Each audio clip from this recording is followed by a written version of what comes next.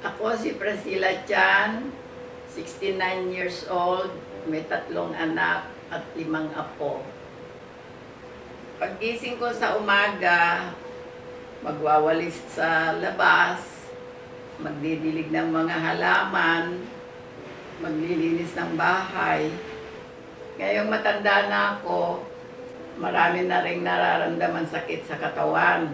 Nalulungkot pa ako dahil yung 2 anak ko nasa ibang bansa.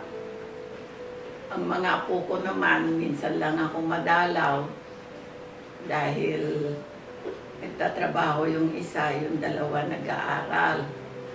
Nakakalungkot din dahil siyempre nakakamiss, pero kailangan mag-iisin dahil mahirap naman kung lagi silang umuwi dito. Nandito naman yung 3 apo ko.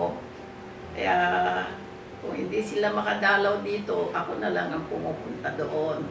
Ngayong nasa laylayan na ako ng aking buhay, gumagawa pa rin ako ng paraan para maging masaya, tulad ng pagpanood ng TV, pagpe-Facebook, at saka yung pagpunta sa Waki. Sa Waki, nakakakilala ako ng mga ibang tao na naging friends ko na ngayon.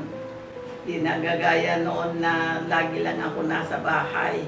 Kaya tayong mga may edad na, gawin natin ang lahat ng makapagpapasaya sa atin habang malakas pa tayo. Sulitin natin ang natitira pa nating buhay para makasama pa natin ang ating mga mahal sa buhay.